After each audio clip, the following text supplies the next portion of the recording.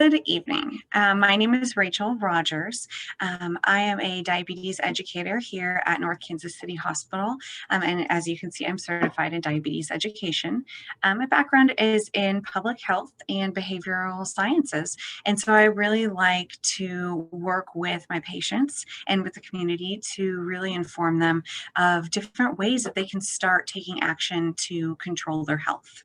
So today we're going to talk about little ways to take control of managing your diabetes. So as you can see here, we have some steps.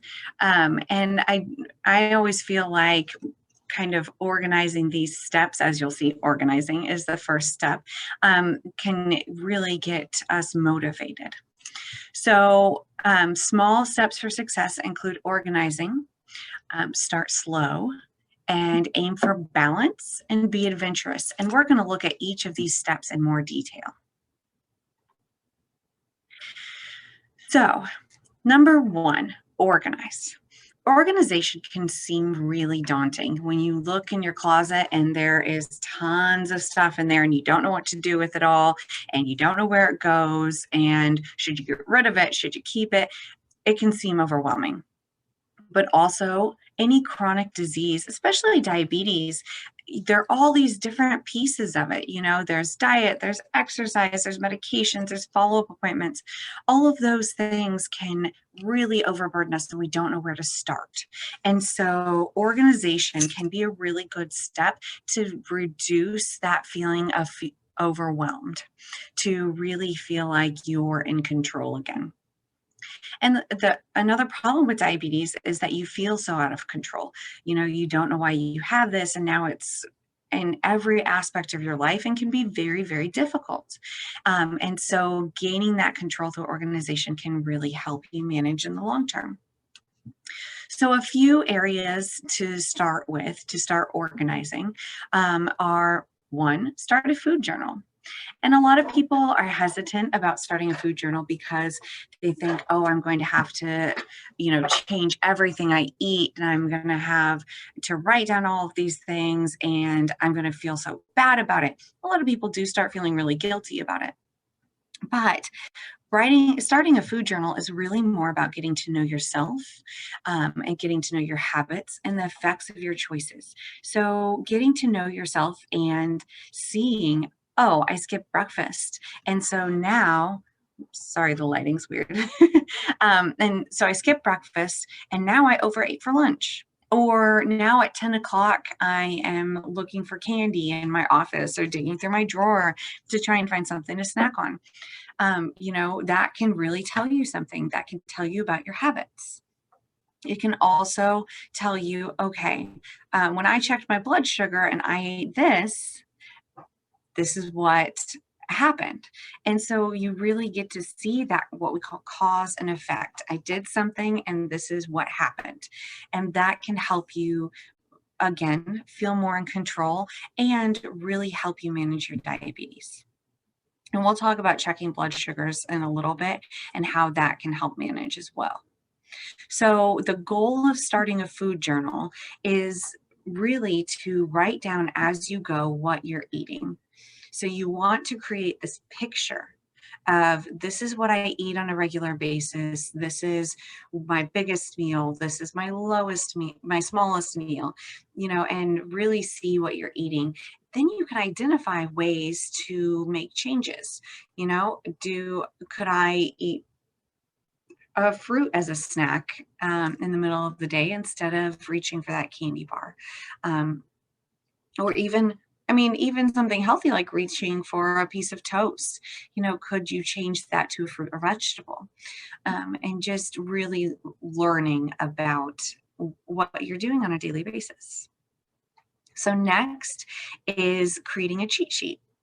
So nobody likes cheaters, but a cheat sheet helps you to reduce the work that you're doing every day. So you do the work once and you write down your information, and then you can just refer back to that if it's stuck on the fridge. For me, I actually got glass jars And I put all of my grains in a glass jar. So I have one that has elbow noodles, like macaroni for macaroni and cheese. I have one that has brown rice, one that has grits. I love cheesy grits. And on each of those jars, I took a permanent marker and I wrote down per portion size how many grams of carbs and how many grams of protein are in each of those. And so when I go to make that food, all I have to do is look at the jar and say, okay, a quarter of a cup is this many carbs. And so I don't have to go on my phone and find it. I don't have to look it up in a book, how many carbs are in these grains. And one thing I forgot to mention at the beginning is, so my husband has type 1 diabetes, and he has to take insulin for every gram of carb he eats. He has to know how much is in each of those foods. And so knowing that ahead of time makes my dinner plans so much easier. Also, some patients like to mix and match. So they'll create a list of, here are my starches and how many carbs they have. Here are my proteins and here are my vegetables. And then you can kind of just go across and say, okay, I want mashed potatoes tonight and I'll take some chicken and then I have a salad in the fridge. And so those can help you kind of mix those up and change things and help you decide what to eat when you're stuck or you're starving. You get off work and you come in and you're like, oh my goodness, what can I eat? And so you end up reaching for the first thing, your bag of chips or something like that. Instead, you can look and say, okay, I can have this, this, and this, and that makes your life so much easier. So kind of prepping ahead of time to your options can really be a benefit. You can also come up with, like meals, like here are my go-to. One of my go-tos in my family is chili. All right. So if I put 1 can of beans in my chili and I count, and my husband counts out his chips because it makes life easier for him. So he can have, I think it's like 16 Fritos. All right. So we have the chili with the beans in there plus the Fritos. So we know as a meal, that meal has 48 grams of carbohydrates. And so next time we have it, we don't have to think about it. I know I put 1 can of beans in that chili when I make it, and he's allowed to have this many Fritos. And it can be so much easier when we're both tired and don't want to think. So creating that cheat sheet can be really beneficial. And there are foods that you eat all the time that you're not going to have to look at that cheat sheet very often. I know that an apple has 17 grams of carbs. And so that makes it, that makes it easy for me, but I didn't know that at first. I had to look it up several times before I really learned that. But you will learn foods as well that you eat commonly. All right, next, plan ahead. This is a technique that I use all the time. If you're going to a family meal, if you're going out to eat to a restaurant, if you're going for drinks with friends, plan in your mind what you're going to have before you get there. And while this seems like taking the fun out of it, you go to a restaurant, you want to pick something, it can actually get you excited about that event even more. Okay, what do I get to eat tonight? What do I want?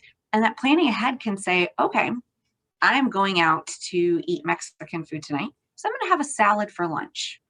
I'm going to have this lighter lunch because I'm going to eat a little bit more for dinner. And diabetes is all about balance. And so I don't want you to go and eat lunch and dinner at dinner time, trying to save up those carbs. But it can really help you find a balance, really.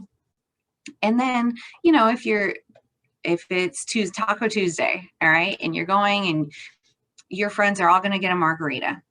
Well, how can you join them in that? What if you say, okay, I'm going to have a margarita and I'm going to have the fajitas, because fajitas, I get to choose how many tortillas I eat. And so that can prep yourself ahead of time, right? And then you're not the one sitting there trying to figure out, okay, what can I eat? You get to still engage with your friends and say, I'm going to have this, and not have to worry about making all those decisions in the moment. So it takes some burden off of you, as far as interacting with others and enjoying yourself, and you still are able to find that healthy balance. Okay, next is write down a personal goal. Now, I gave an example here, but I also gave what I call the criteria for a goal. So there are 4 major things you need in each goal. All right. Number 1, it needs to be specific. It can't be, I'm going to be better at exercising. How are you going to, what is that? Is that walking? Is that running? Is that, what kind of exercise are you doing? So be specific, right? Make it measurable. If you just say, I'm going to exercise more, well, how much is more? You need to be able to really look back and say that you achieved that goal. Time bound. So we don't want this to be indefinite. We don't want it to say, at some point in the future, I will achieve this goal. No, I want you to say, for the next 2 weeks or for the next month, I will do these things. And then the last is achievable. So many people, New Year's rolls around and we all make these New Year's resolutions, and people and patients, and even I will say, okay, I'm going to lose 8 pounds in the next month. Okay. Have I ever lost 8 pounds in a month? No. Am I going to now? No. This needs to be a more achievable goal, because if I keep trying to set goals that I can't achieve, I'm going to get burnt out and I'm going to lose interest in setting those goals and achieving more. Now, don't sell yourself short. Don't say, I'm going to eat 1 tomato a week for a month.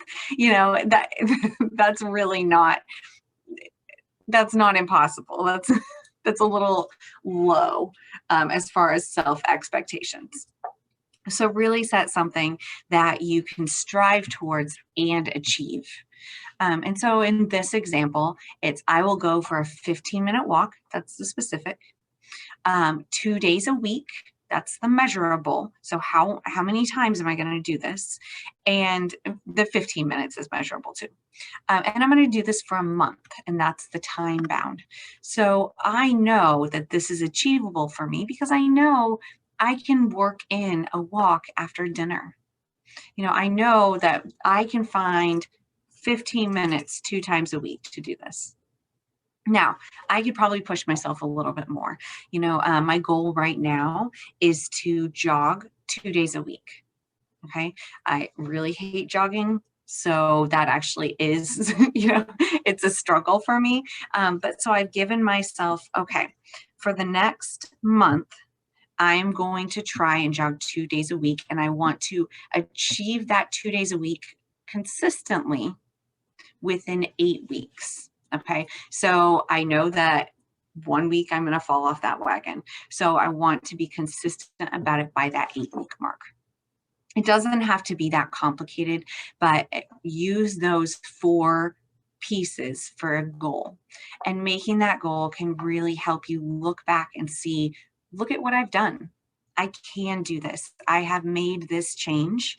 And then you can say, okay, now I'm going to set a new goal. I don't want you to set 17 goals at once, right? That's going to be overwhelming. Set 1 goal at a time and try and work towards that goal. All right, our next step is to start slow. Again, let's talk about New Year's resolutions. We all say, all right, I'm going to exercise every day. I'm going to cut out all sugar. I'm never going to do this again. Like all of these giant things. Don't go crazy, okay? With exercise, I don't want you to say, all right, I'm going to go join a CrossFit club. That's going to be exhausting and you're going to get burnt out pretty quickly, right? So try something small, okay? Start slow. So we have this turtle here. He keeps going, but he starts really small. So go for an after dinner walk. You eat your dinner, you're relaxing, and you're like, okay, I could go for a walk now. So It doesn't have to be anything giant. Try yoga. Wash your car yourself. You'd be surprised at how many calories you can burn by just washing your car. It's impressive. Okay, decrease, not eliminate. So a lot of us want to say, all right, I'm never going to eat cookies again. I'm done. I'm going to stick to this. We're not going to stick to that. Eventually, you're going to go to a birthday party and they're going to have cake or they're going to have cookies and you've sworn that off. Well, now you've opened the floodgates. You've eaten this piece of cake and you're going to eat cake for the next month. Okay. It doesn't have to be that way, but you get my point.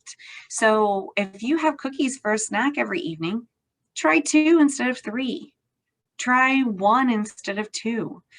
Find a way to just reduce a little bit and continue to reduce until you get to where you feel comfortable. If that's, I eat 2 cookies every day and I'm going to go to 1. Well, then you're like, okay, you know what? I do well on 1. Let me do 1 Monday, Wednesday, Friday. And then you get to that point and you're like, okay, I don't need a cookie every day of the week. I will have 2 cookies on Friday. Okay, that's reasonable and makes that cookie more special, but you still know that you get to look forward to that on Fridays. You still know that you get to enjoy those things. Another thing is, okay, everybody says that sitting is the new smoking. I don't know if you've heard that before, but they say that because we all sit so much, it really is affecting our health. So instead of saying, okay, I'm never going to watch TV again. Well, that's not a thing, I don't think. Let me just be honest. That's not something that I could commit to. But I could say, okay, I watch this show. Right now I'm watching House, MD. It's an older show, but I'm rewatching it. Okay. So I can say, all right, instead of watching 3 episodes tonight, I'm going to watch 2 and I'm going to go for a walk for that 3rd one.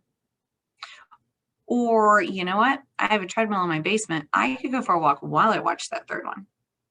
So decrease, don't eliminate. It's okay to do the things that you enjoy and eat the things that you enjoy. It's just that we need to do it in moderation. Okay. I don't know if I'm blocking this, but I'm going to move myself over here just in case. Make time for breakfast. So remember we talked in that food journal about seeing those patterns, seeing those habits. So if I go until noon without food, I'm going to be starving and I'm most likely going to overeat because my stomach is growling and I'm getting hangry and I just want everything in sight. And I do make bad decisions when that happens. I will go downstairs to our cafeteria and buy a Reuben, which is not entirely healthy and should be reserved for a special occasion, not for a random Tuesday, right? So I should be choosing healthy things like a salad or steamed vegetables, but I'm starving now. So if I've found that if I eat some cottage cheese around 9 o'clock, so I have my coffee in the morning, I eat some cottage cheese around 9, and that can actually help me stay full until lunch. And then I can make those healthier decisions. And that goes back to organization too, recognizing those things that really impact your life. Okay. It can also reduce that snacking in between. Like I said, oh my goodness, by 10 o'clock, I'm like digging through my drawer trying to find a snack that's healthy. And now there's nothing in there, but there's some chocolate covered almonds. I don't need chocolate covered almonds at 10 in the morning, right? So keep that in mind. All right. Try and make time for breakfast, even if you're not really a breakfast eater. Find something, yogurt or a boiled egg, find just something small and aim for protein. And that will help get you to lunchtime. Okay, ask for help. It can be very overwhelming, like I said, and very difficult to stick to these goals. And you don't want somebody monitoring you, right? Your hall monitor telling you, didn't you say you weren't going to eat that? Didn't you say this? But ask them to join you in making these changes. And that keeps you both accountable. Or just say, okay, I need you to help me when I get home to find a healthy snack to get me through to dinner.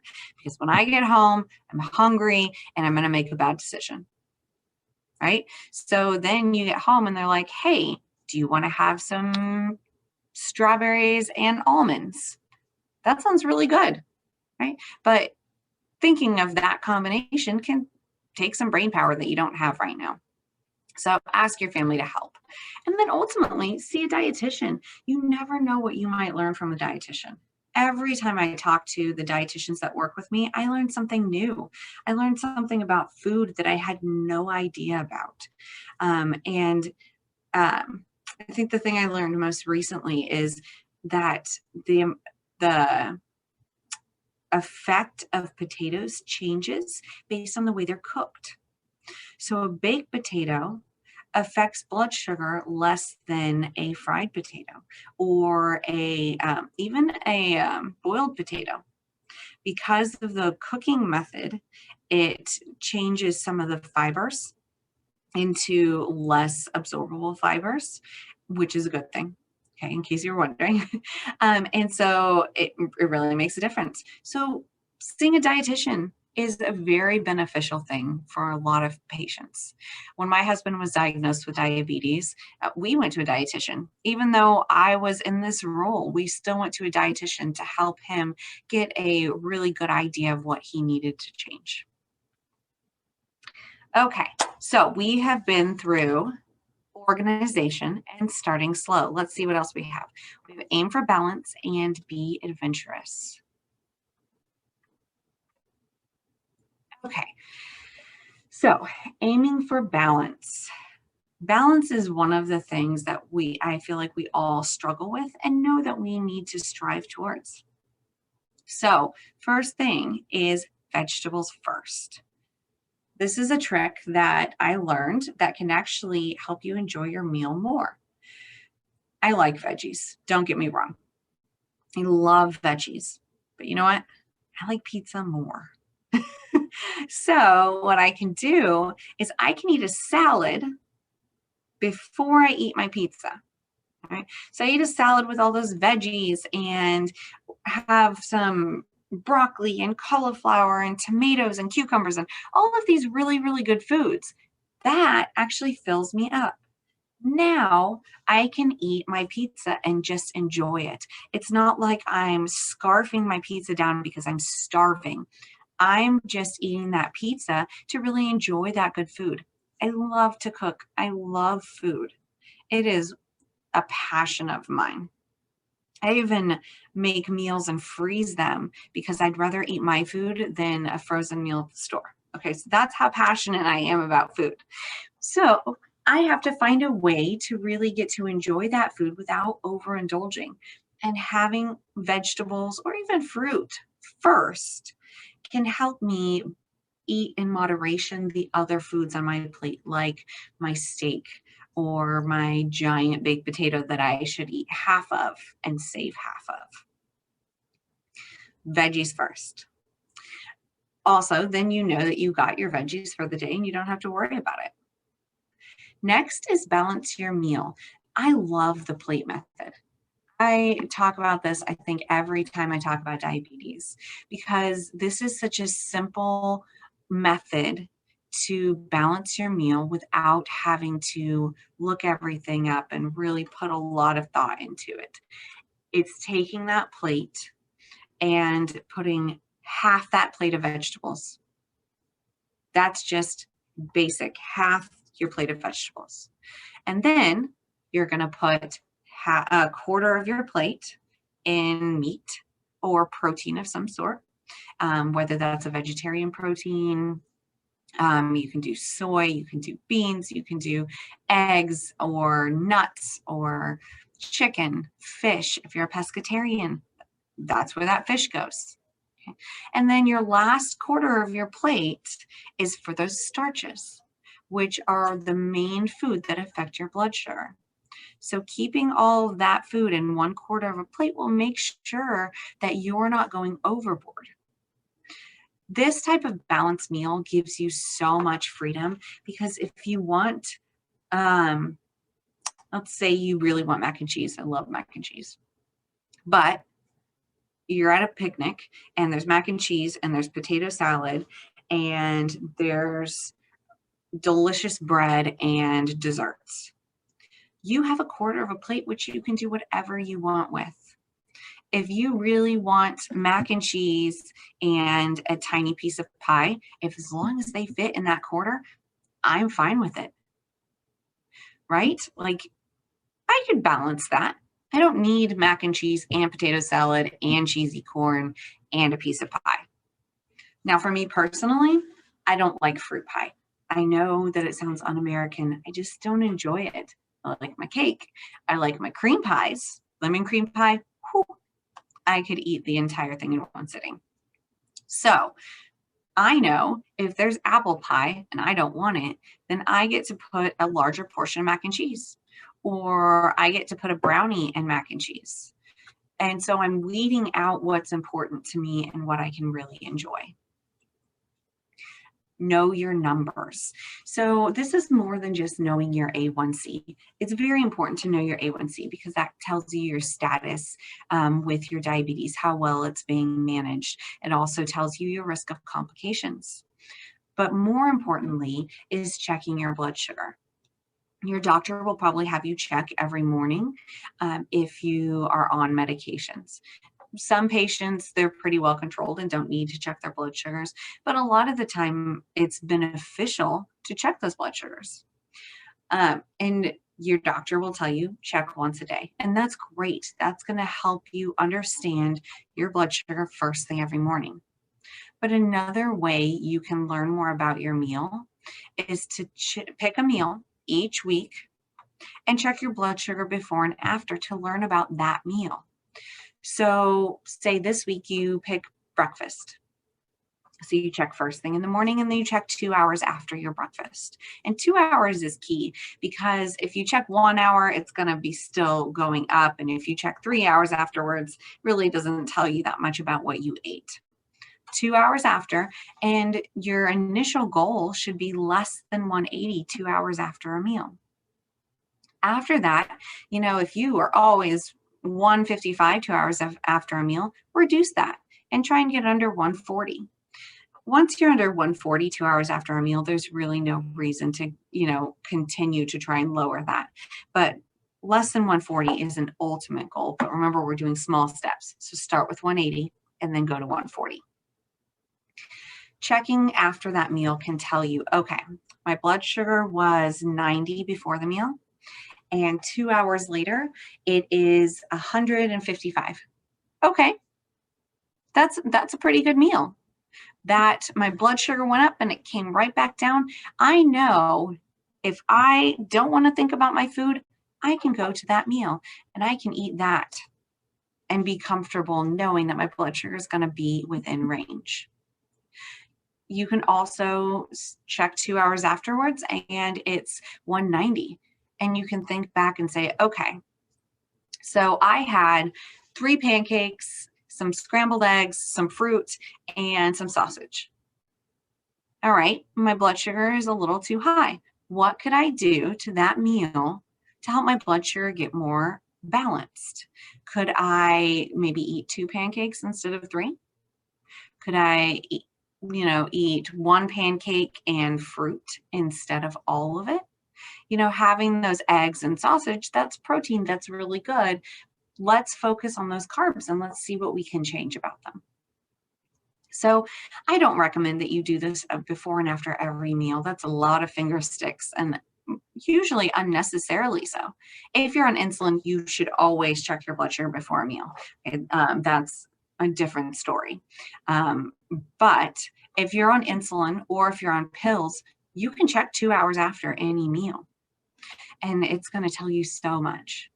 So maybe this week you do breakfast and next week you check 2 hours after your lunches. And then the next week, 2 hours after dinner. And that's going to give you some staple meals that will really benefit your blood sugars. And you'll learn so much. I learned that when I eat a bagel, so I don't have diabetes, but when I eat a bagel, my blood sugar goes really, really high because that's a simple carbohydrate, which means it turns to sugar very quickly. So I eat this bagel, my blood sugar spikes really high, and then 2 hours later, my blood sugar has been less than 60. And that's because my blood sugar went up. My body says, "Ooh, your blood sugar is high. Let me give you all of this insulin." And it actually overshoots. Now, this doesn't happen very often. That's the only food it happens to me with. But that actually taught me, okay, if I have a bagel, I need half a bagel only, and I need to have a large amount of protein with it to really balance out those blood sugars and to stop me from feeling terrible 2 hours later. Last for this slide is breathe. Okay, so we hear all this stuff about meditation and taking a deep breath when you're stressed or when you're angry or when you're mad at somebody, but this can actually really help reduce stress, and that can actually help reduce your blood sugars. When you are stressed, it releases your body releases something called cortisol, and cortisol can cause increased insulin resistance. Now, it's not going to take your A1C from a 5 to a 12. That's not just stress. There's some other things at play, but it can over time raise that blood sugar. And so finding 5 minutes to just close your eyes and breathe for those minutes and release some of your stress helps to reduce your blood sugars. And it also helps you make healthier decisions. If you're constantly go, go, go, you're just going to grab the first thing that's available, or you're going to think, no, I'm not going to exercise. I have too much to do. But taking that 5 minutes of breathing and saying, okay, going for a walk is not going to ruin my day. It's not, a 15-minute walk is not going to do anything to completely destroy my day. Will give you that motivation to do that walk. But taking that deep breath is what gets you to make that healthy decision. Okay, last but not least, be adventurous. Okay, so we all get stuck in some ruts during COVID. There were a lot of ruts for me. I stopped exercising. We don't go out anymore. You're just stuck at home and you're eating the same thing every day. And so eventually you're just like, all right, well, I'll just eat more of this. You really do get stuck in these patterns. So I want you to think about a way to break out of those patterns. Routine can be very helpful in managing chronic diseases, but so can trying new things. First off, try a new class. Try a cooking class. You can even do cooking classes online now. There are YouTube cooking classes. There's so many options, and you might learn to really enjoy something you never tried before. Try a new exercise class. I tried Zumba one time. All right. I go to this Zumba class at the Y. And I'm like, I can do this. I mean, I don't know how to dance, but I can figure this out. There's an instructor. It'll be fine. Oh my goodness. It was not good. It was not good. There are all these lovely women doing lovely dance routines to music. They're enjoying themselves. I'm over here looking like I'm having a seizure. I am so uncoordinated. I was going right instead of left. I was on the wrong arm. I bumped into somebody and they were like, "What are you doing?" I was like, "I really don't know." So I learned that Zumba isn't for me, but I still tried the class. I tried it once, probably should have tried it twice, but learned it wasn't for me. I did try a spinning class. I really enjoyed spinning. It was exhausting and it was at 5:30 in the morning. Still didn't last as long as I had hoped, but it was fun and I enjoyed it and I would do it again. So I learned something I didn't like and I learned about something I did. And it got me out of the house and it got me moving. So it was really not a loss overall. So try something new. Yoga with Adriene. If you want to start getting into yoga, which is nice, it can actually improve balance as we age. So if you're concerned about falls in the future, if you're concerned about your balance now, trying yoga can actually really help improve that balance and that strength that you need for future tasks. So Yoga with Adrienne, it's on YouTube, right? It's a free channel and it's really fun. She really jokes about it. She doesn't take herself seriously, but you learn something when you participate. So I'm not paid to say that, obviously. It's just something my husband actually found and really, really enjoys it. So try something new, even if it's some random YouTube video on how to do some exercise. Next, try new foods. Every time I go to Hy-Vee and Sprouts. Sprouts, I really like their veggies, and they're actually cheaper than Hy-Vee most of the time. So I go to Sprouts to buy my veggies. And if there is something I don't recognize, I will buy it. And then I will go home and I will figure out how to cook it. Sometimes it's weird. Sometimes I don't like it. I have gotten several foods that I was like, okay, bought that once, not going to buy it again. One of them was, I don't even know how to say it. It's like CHYOTE. Not really sure. Don't like it. Not going to buy it again. But I tried it once and I made that decision. That can really open up your options for fruits and vegetables and different kinds of protein, even different kinds of carbs. You may have heard of quinoa. You may not have. Give it a try. You know, I really enjoy quinoa. It tastes kind of nutty and it has some good proteins and fibers in it. There's farro. Farro is another whole grain. It's really hearty. And so when you're eating it, it's a little bit chewier. And so you actually start to feel more full. I wrote on here starfruit and sunchokes. My husband and I love sunchokes. They are actually also called Jerusalem artichokes. And all they are is the root of a sunflower, which we have lots of sunflowers around here. And that's why we have sunchokes in Missouri. So sunchokes are very, very low in carb and extremely high in fiber. I must caution you, when you eat sunchokes, start small. Just like this whole presentation, start with small amounts because it can really affect your stomach if you eat a lot of them all at once. But they are delicious, and I mix them so I do sunchokes, roasted potatoes, and carrots. I roast them all together and you get all these different flavors. Starfruit, I'm not a fan. I can tell you that. But I love kiwi berries. They're these tiny, tiny little kiwis. You eat them whole and they look and taste just like a kiwi, but they're tiny. So try new things, explore new things. When I go to Sprouts and I check out, if there's something that the cashier doesn't recognize, they always say, "Oh, what is this?" And I tell them either I know or I don't know. And they say, "Oh, well, is it any good?"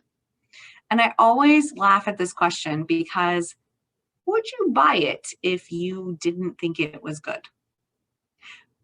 So you're asking me, is this good? And if I say no, then maybe I shouldn't be purchasing it. So I laugh in my head, but it's a very nice question. And I can tell them, hey, yeah, I tried this and it was really delicious. I have a good relationship with my Sprouts people. But I do think it's really funny. Okay, so try new class, try new foods, try a new restaurant. Have you ever had a poke bowl? Have you ever had mod pizza? There's so many restaurants out there with healthier choices. A poke bowl is a Hawaiian thing, I believe. And then it came to California and then moved across the United States. I looked this up because there was some random ad about poke bowls and I was like, I have no idea what this is. So let's find out. So what they do is they actually put some brown rice in the bottom of a bowl, and then you get to choose your different toppings. Usually it can be cooked or a raw salmon. It can be veggies, tomatoes, avocado. There's some wasabi mayo, which is a spicy mayo. You can also get a sweet and sour sauce on top of there. And then it comes in this beautiful little bowl, and you just mix it together and you have all these different flavors. And it can be very healthy depending on what you put in it. Mod Pizza is not advertising here, but one of my favorites, because even though it's a pizza place, they have salads, and it is one price for everything you want in the salad. So I get black olives and artichokes and tomatoes and all of these different things that I really enjoy into one salad. And if I want pizza, I can put all those veggies on pizza. You can also look up on their website how many carbs are in everything you're eating. So it makes it very, very user-friendly. But try something new, explore, and by making that conscious decision, you're actually putting thought into what you're eating and can make healthier choices because of it. Okay. I heard on the radio today, actually, that many more Americans are exploring meat reduction, which means not getting rid of meat altogether. You can still be a steak and potato person, but just reducing how much meat you're eating, which means that more restaurants have those meatless options. And meatless does not mean you're a vegetarian. It just means there's so many other foods than just chicken. So I thought that was a really fascinating bit of information I learned. And last thing, try a new activity. Go on a gentle hike in a new park. Don't go to the same park down the street. Drive somewhere and go to their park, to some other neighborhood's park. Try hiking instead of a walking trail. There are lots of different activities. You could even garden. Gardening actually helps reduce blood sugar quite a bit. So I've talked about exercise a lot, and one thing I failed to mention is how important exercise and movement is for the management of diabetes. So a recent study showed that they took all of these young adults, so people in their 30s, and put them on bed rest for just 3 days. Just 3 days. Now, it was extreme bed rest, all right? They were only allowed to get up and go to the bathroom, and that was it. After 3 days, their insulin resistance went up by 67% in just 3 days. And then they followed these patients afterwards and found it took 2 weeks for them to get back to their normal. So that shows us that inactivity really does impact those blood sugars. So simple things like taking the stairs. If I'm going above the 3rd floor, I don't take the stairs, right? If I'm going to the 3rd floor, I'll take the stairs.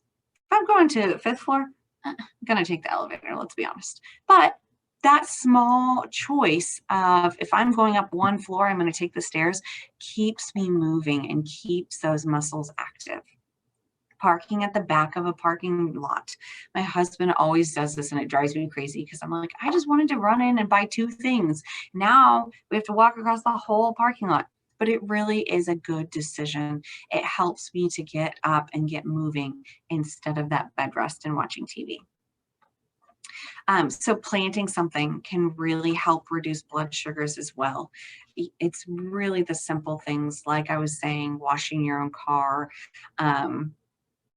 going for a bike ride, lots of different activities that you never thought would interest you. My father-in-law recently got us what's called a wood lathe. And this is so you can shape wood by it spins and you shape it that way. And I didn't think this was going to take that much energy, right? I just thought, okay, I'll just do this, fancy thing. I was so sore the day afterwards. I had no idea that I was doing that much activity. Like, I just thought, okay, I'm just standing here. No, I was actually sore. And that means that I was getting those muscles moving. So try something new. Try something that might be enjoyable. Exercise does not have to be in the gym for 30 minutes. It can be lots of different, a lot of different things. So Try new class, try new foods, try a new restaurant, and try a new activity. Right now is the best time to start being adventurous again. We've been cooped up. You know, I know that there's still the Delta variant of COVID going around, but you know, be safe, wear a mask if you're in large groups, even if you've got the vaccination, wear a mask in large groups. But explore Kansas City again, get to know your community again, and find some fun activities. All right, so we're gonna flip back real quick. Oops, this way. And we're gonna look at our steps again. So first step, organize. Start that food diary, make a cheat sheet, really get a grasp on your plan to manage your diabetes. It's not my diabetes, it's not your doctor's diabetes, it's yours. How are you going to attack it? Next, start slow. You don't have to start running all of a sudden. You know, I don't want you to run a marathon. Let's just start by going for a walk or washing your car. Aim for balance. For, you know, all of the plans that you have and that you're going to start making, is still find things that are enjoyable. Enjoy your food. Just try and look at everything through a glass of moderation. And lastly, that be adventurous. Explore your world and have fun. Diabetes should not rule your life. It should be a small part of your life, just like everything else has a place. Keep it in its place. So these are my little ways to take control of your diabetes. I know this is pre-recorded, but I do hope that you reach out to me with any questions you have. Shanna is going to provide you with my email address, and I would love to answer future questions for you. If you send them to Shanna, she can also forward them on to me, and I'm happy to answer those as well. I hope you have a wonderful Wednesday, and don't get too hot outside. Drink lots of water, and go to the park. Have some fun. All right. Take care.